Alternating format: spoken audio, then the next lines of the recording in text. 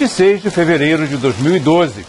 Noite de chuva em Sanford, pequena cidade da Flórida ao norte de Orlando. Trayvon Martin acaba de fazer 17 anos. É alto, bem magro e usa um hoodie, casaco com capuz. Está hospedado na casa de parentes num condomínio de classe média. Sai na chuva para comprar um saco de balas e um refrigerante. Na volta, é seguido por um carro. Ao volante, George Zimmerman, corretor de seguros, 28 anos. Morador do condomínio, ele faz segurança do local à noite, sem remuneração. Anda armado. Zimmerman, filho de americano com peruana, acha Trayvon suspeito. Liga para a polícia. Diz que o garoto parece um ladrão. O policial manda que Zimmerman não faça nada.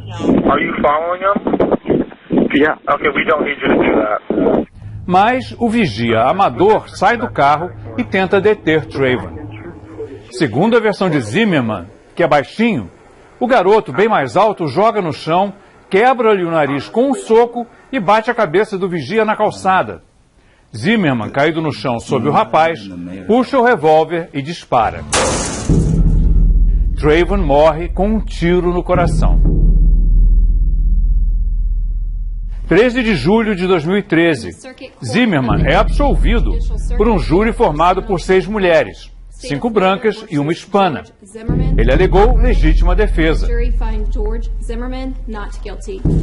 Uma lei recente, adotada em 28 estados americanos, inclusive a Flórida, permite matar se for em legítima defesa. A promotoria não convenceu o júri com o argumento de que, em vez de tentar se defender, Zimmerman tinha a intenção de matar Trayvon. A absolvição desencadeia manifestações de protesto em todo o país.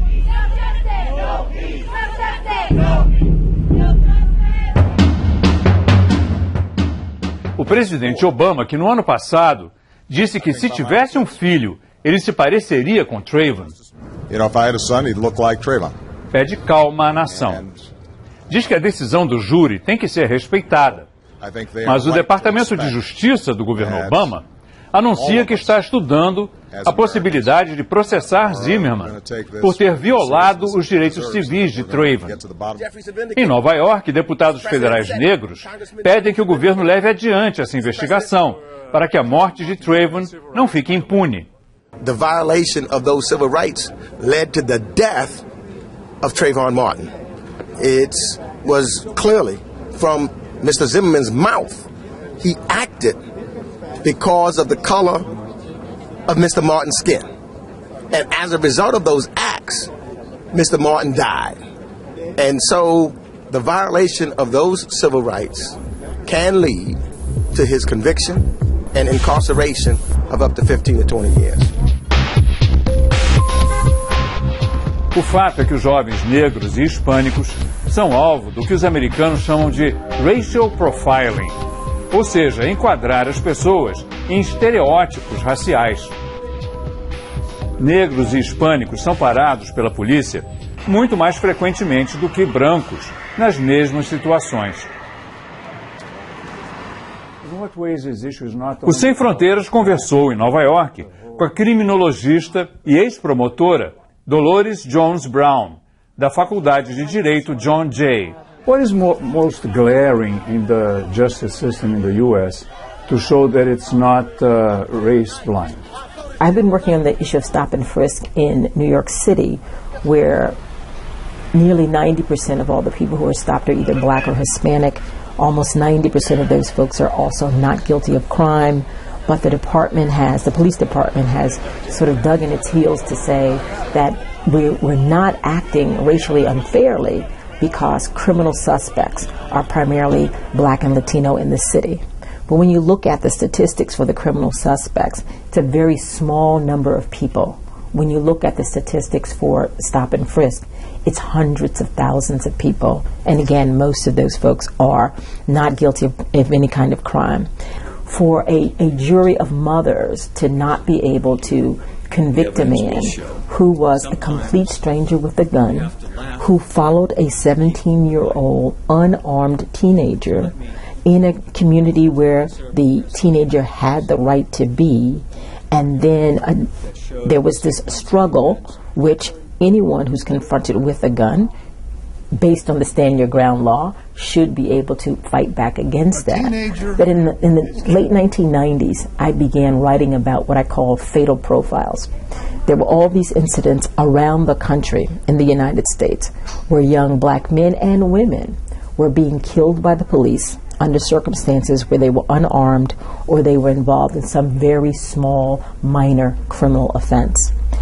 In most of those cases, 99% of those cases, the police officers were not found guilty or were not charged with any criminal offense. When courts began to say that it was justified for police officers to kill unarmed, non-dangerous young black people, and some of them weren't so young. There was one victim was a woman who was 55 years old. Her name was Margaret Mitchell, and that was in California. When the courts began to put their stamp of approval on that kind of police behavior by not either indicting or convicting them, I said in the late 1990s that this is creating a license to kill. And so now we have a civilian who is acting in the role of law enforcement. Nicholas Peart é um jovem modesto, educado, que fala baixo e não chama atenção. Nicholas trabalha na creche da organização Brotherhood Sister Sol, que dá assistência a menores no bairro do Harlem, em Nova York. Ele ganhou notoriedade quando publicou no jornal The New York Times um artigo contando a humilhação pela qual ele e a maioria dos jovens negros passam ao serem parados na rua e revistados por policiais. Tell me about stop and frisk, racial profiling in New York City. What happened specifically on your 18th birthday that was very, very harsh? Well, on my 18th birthday, I was celebrating my birthday. I was at my sister's house on 96th Street in Amsterdam. We were in the median pedestrian walkway of Broadway, and I've been enjoying the night. And 3 squad cars, they pulled up and they stopped. They came out with their guns drawn and demanded that we get on the ground. And you had to lie on the ground? Yeah, we had to lay on the ground. After the whole incident, I was embarrassed. I was humiliated. I felt hopeless, and I was very upset about the situation. And I felt that I didn't belong on 96th Street because 96th Street is predominantly white, and I belong in Harlem. That was the only conclusion that I can possibly come up with for being stopped and, approached in that manner. All white people must think I'm a criminal. Numerous, white people who don't even know me, they think I'm suspicious and they criminalizing me. These are the psychological consequences of stop and frisk. It's a form of conditioning by the police department.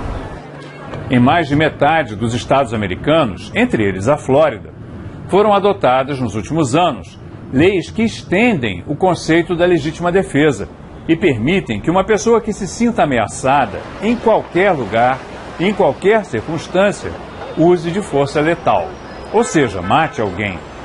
Uma pesquisa do Urban Institute de Washington mostra que nesses estados, essas leis têm levado à absolvição de brancos que matam negros, mas não à absolvição de negros que matam brancos. O gráfico mostra que quando um negro mata outro negro ou um branco, é condenado mesmo que alegue legítima defesa. Mas quando um branco mata um negro, é alta a chance de ser absolvido, especialmente nos estados com as novas leis que estenderam o conceito de legítima defesa. O Sem Fronteiras conversou pela internet com o pesquisador do Urban Institute, John Roman. In the United States, everybody has the right under common law to self-defense. It's something known as the castle doctrine. The home is the castle. And if you feel like your life is in jeopardy in your home, in your castle, you have the right to use lethal force to defend yourself. The Stand Your Ground laws extend that right out into public spaces. And they do 2 things. They say you do not have a duty to retreat. So if somebody threatens you with lethal force, in most states, if you can safely escape, you must do that. If you can't, then you can stand your ground. In stand your ground states, you don't even have to try and retreat. And the other thing that the stand your ground laws do that I think is really bad law, is that they offer immunity to the shooter. So if I shoot somebody and I claim self-defense, the police have to assume I'm telling the truth unless they can prove otherwise. And how to address this racial bias that you said exists in the judicial system? Is that something that can be done? So in the United States, there's no federal policing authority whatsoever. So the federal government doesn't have any sort of recourse here to change how local law enforcement works. The Federal Department of Justice has an active civil rights division, and that civil rights division goes out and pursues cases where they think race played a role in a bad decision along the way. And I think it's getting better over time. It's certainly much better than it was 25 or 30 years ago. There's a long way to go. No Brasil, o Sem Fronteiras entrevistou a antropóloga Alba Zaluar. Para ela, vivemos aqui uma situação semelhante à dos Estados Unidos. O que há, e isso está comprovado, eu mesma fiz pesquisa sobre isso, é que há uma tendência a que os policiais prendam mais o jovem de cor negra, porque esse jovem de cor negra está associado ao pobre, ao morador da favela, etc, etc. E daí todos os outros preconceitos, ser provavelmente um traficante e tal. Então, se um jovem negro, ele é apanhado com algumas poucas gramas de uma droga ilegal, muito provavelmente ele será mais processado como traficante do que um jovem branco da Zona Sul, ou lá em Campinas nós analisamos um processo em que um jovem branco de classe média foi apanhado com 1 quilo de cocaína e foi processado como usuário, não como traficante. O problema é que o nosso sistema de justiça funciona de uma forma enviesada. Então, desde a abordagem policial, por causa dessas associações que são feitas, né, com o nível de perigo que aquele jovem representa, né, eles são mais presos, eles são mais processados, eles são mais condenados. Então não há surpresa nenhuma de que eles estejam mais na prisão. O que não quer dizer, em absoluto, que sejam eles que cometem mais crimes. Por isso é que nas pesquisas as pesquisas de vitimização são importantes. No entanto, há uma certa resistência, né, de colocarmos perguntas a respeito de quais são as características raciais dos autores das agressões ou dos furtos ou dos roubos que as pessoas sofreram na sua vida, né? Porque isso, de um certo modo, reforça, né, os preconceitos raciais. Então, a gente...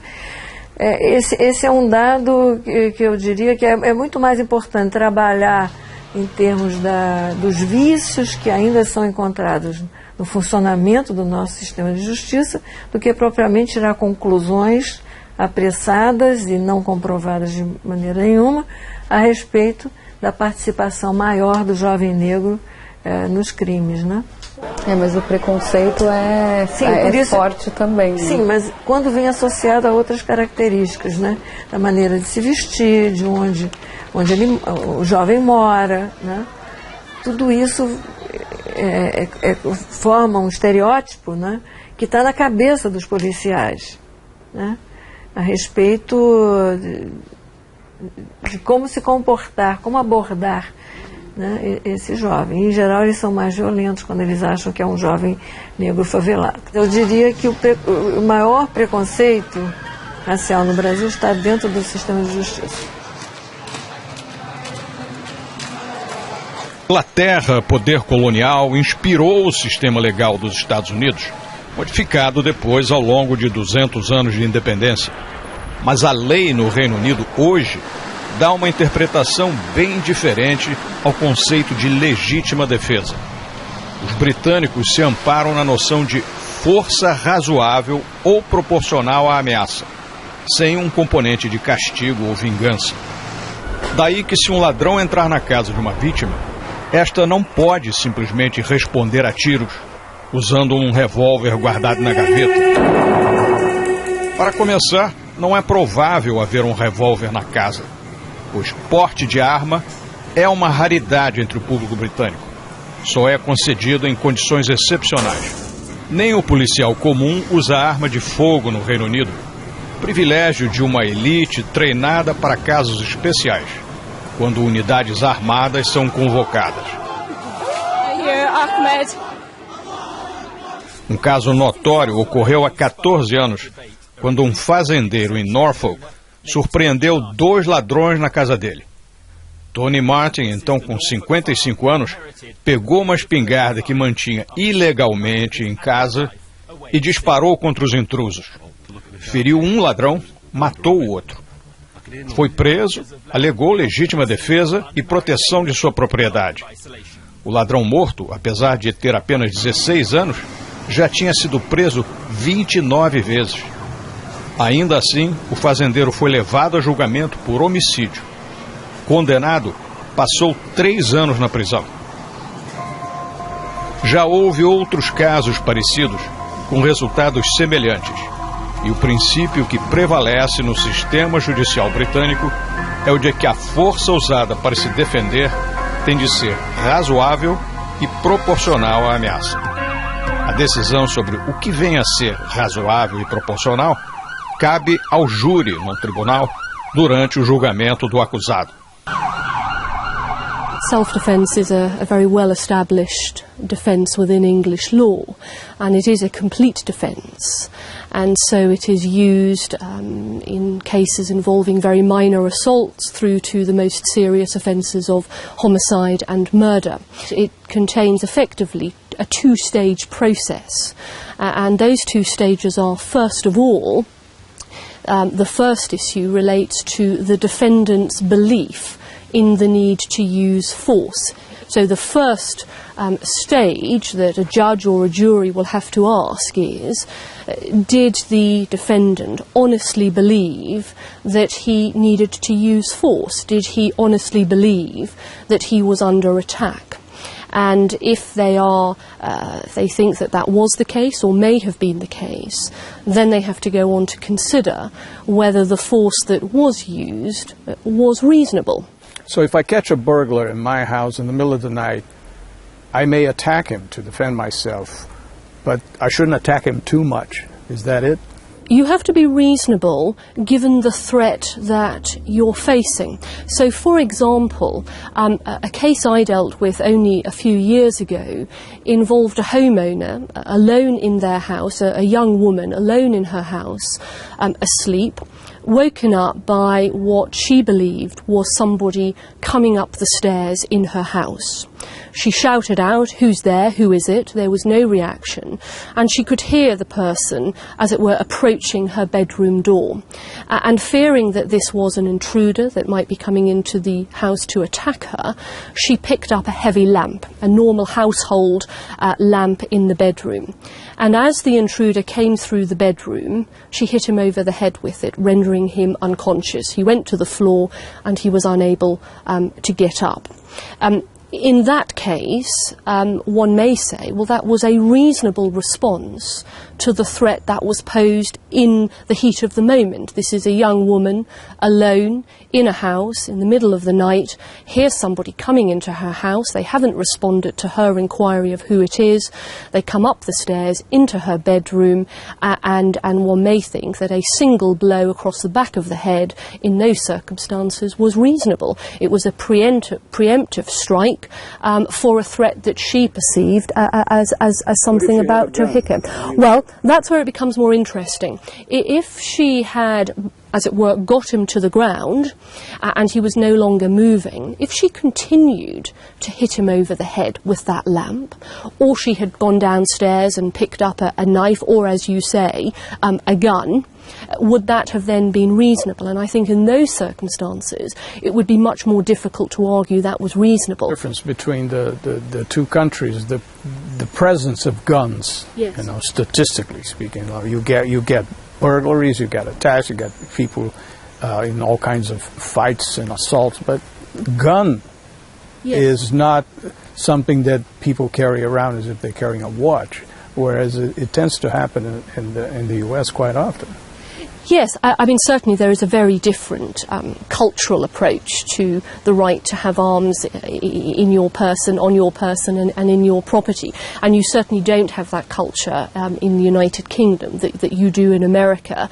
Guns are generally with people who certainly shouldn't have them, or they are very tightly controlled. And of course, as no doubt you'll appreciate, police officers in the United Kingdom don't carry guns either. And so you don't have that, as it were, that availability of that particular weapon generally in English homes that you might have in American homes. There's also the racial component, of course, in the case in Florida. How about in this country? Does the racial or religious factor come into play? I think it can do. I think certainly in English law, one of the big problems that we've seen over recent years is matters relating to people dressed in traditional Muslim wear, for example.